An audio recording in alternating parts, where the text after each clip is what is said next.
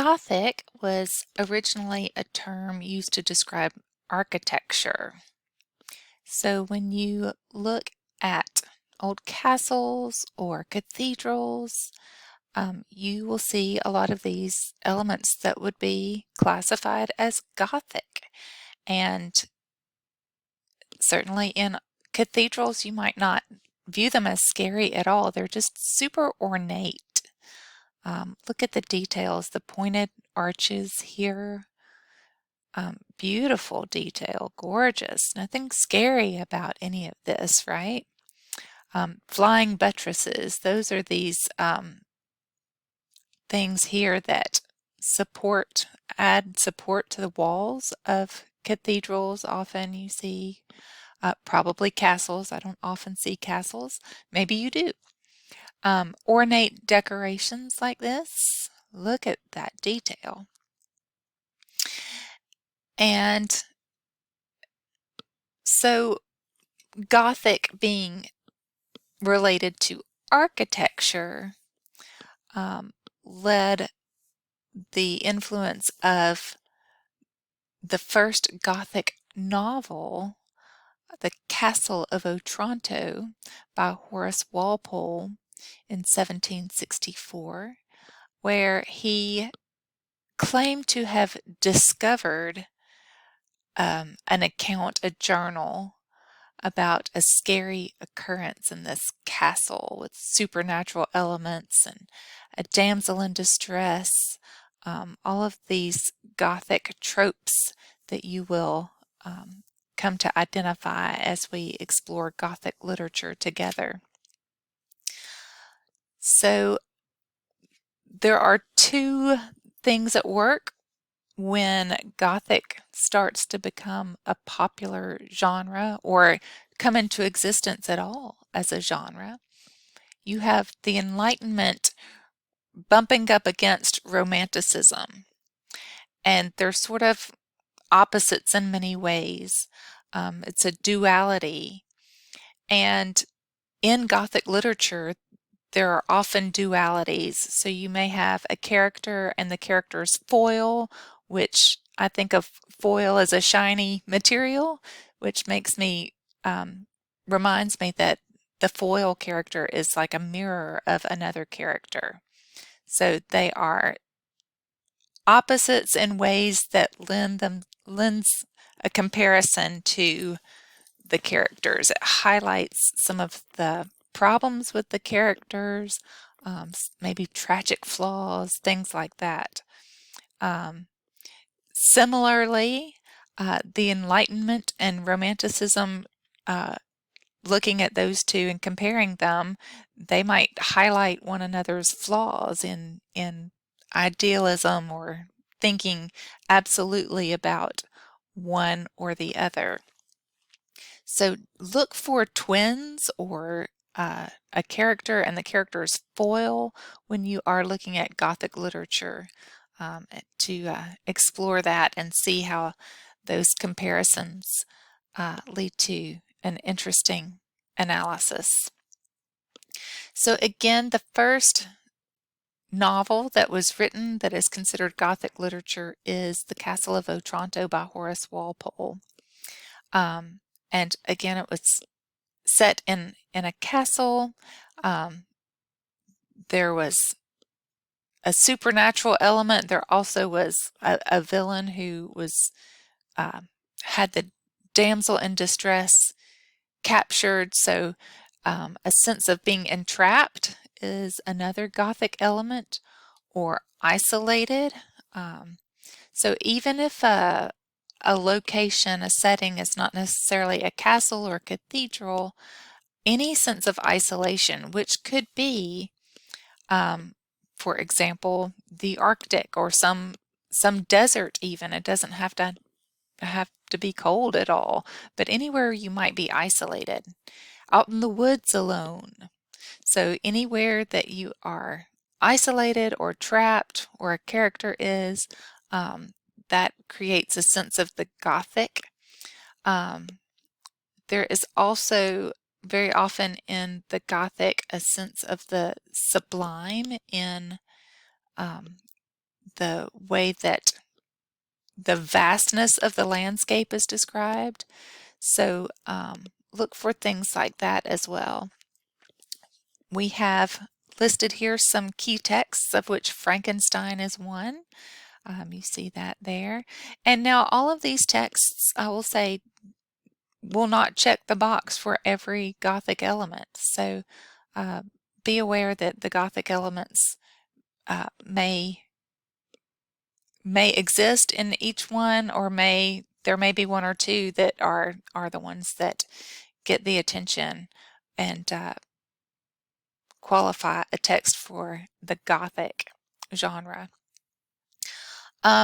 Usually in a Gothic plot, you have an unsuspecting person or persons, usually innocent, naive, or somewhat helpless, usually a woman, and they become embroiled in complex and oftentimes evil paranormal schemes. Now, paranormal means something ghostly or not of this earth.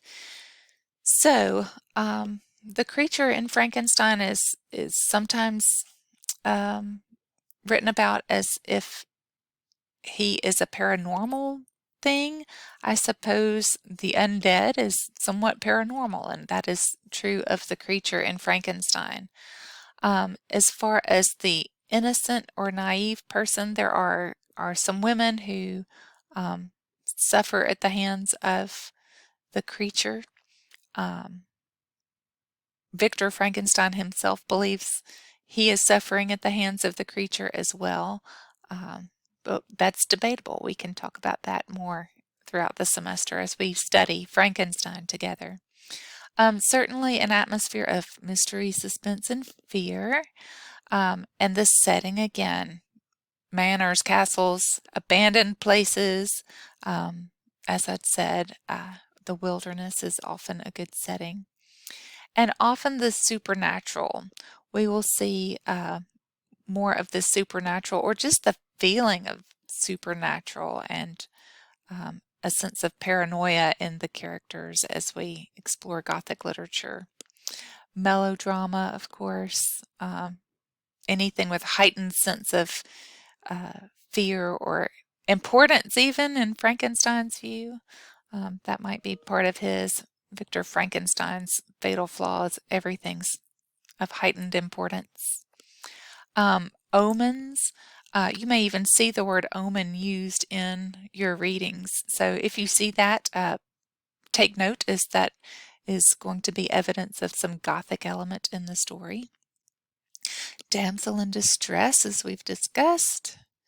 And then, of course, the Gothic is not just an ancient genre. It is still something that you can see today. I would love to hear about the things that you see in contemporary culture that is very Gothic, and has influences from Horace Walpole in 1700s. Let's look at an article that talks about living in Gothic times. This is from the BBC. I have posted this for you on Blackboard, but I just wanted to take a look at some things that I found interesting. I highlighted a few things. If we have time. Well, I did. Here we go. The Gothic was first applied to architecture, as I mentioned. It's not a compliment. Italian artists during the Renaissance noted that it was a medieval aesthetic. So it was not a good look. It was gaudy. It was old, and they didn't like it very much. So they thought that Gothic was a way of saying something was ugly, too gaudy. As I mentioned, Horace Walpole's novel started the Gothic genre for literature. Here's an important piece. While Gothic literature maintains a healthy sense of its own melodramatic excesses, it's also giddy with potency. Often these narratives conjure up stories that cannot, for whatever reason, be laid to rest, exerting devastating power over reality, with the disquiet lingering even when rational explanations are found. So true with a lot of the stories we're going to read. Through haunted houses, the Gothic invades the realm of the domestic. So pay attention to what is considered domestic. We see a lot of separation in Frankenstein between the domestic sphere and the one of higher education and science and that sort of thing. So there's another binary for you. So look for opposites and binaries and things you can juxtapose as you are studying Gothic literature. Through its use of the uncanny, it leaves us feeling as if we are merely acquainted with ourselves with threats already known. And here's an excerpt from Freud's The Uncanny. And he describes the uncanny as the class of the frightening which leads back to what is known of old and long familiar. And through dangers only half glimpsed, it slyly bids us collaborate in creating customized terrors, all the better to keep us up at night. And there, that author of Gothic literature, Edgar Allan Poe. We're going to study some of his works. And here's another excerpt I thought was excellent.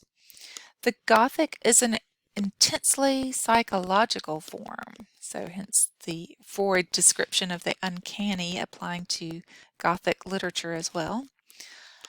In the hands of the likes of Edgar Allan Poe, its crumbling architectural features become props in an exploration of fear and other intense mental states.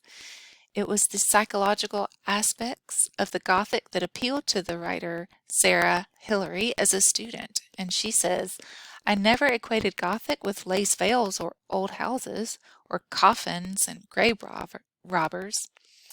The books I studied were about the awful things human beings do to one another and the terrible price we pay for vanity, greed, or lust." So when you are reading any of the works that we're going to study this semester, think about the characters' treatment of one another and maybe their desire for things that create greed or lust or their own vanity is at stake because they have a lot of ambition, for example. Here's another thing that the same writer said. She talks about the Gothic as in a way of exploring and satiating our curiosity, because we like to look in the dark corners with the hope of surviving the scare, but also in the hope of finding answers. Reading Gothic fiction is a safe and far more satisfying form of doom scrolling. If we tend to think of it as a historical genre, it's worth remembering that many of Gothic literature's foundational texts are every bit as preoccupied with the then, present, and bleeding edge technology as with the past. Just look at Frankenstein, which mentions typewriters, recording devices, and of course the doctor's electrochemical mechanisms of animation, bringing the dead back to life. Again, the Gothic has a lot of duality, looking for juxtapositions even in theme, like a commentary on wealth and poverty, the haves and have-nots. That will be interesting to explore, especially as I have you consider Maslow's hierarchy of needs and what characters' needs are being met and whose needs are not met and how that impacts their motivations and actions. All right, I'm looking forward to studying Gothic literature with you, and I'm sure some of you are more familiar with the genre than I am. I look forward to hearing your thoughts.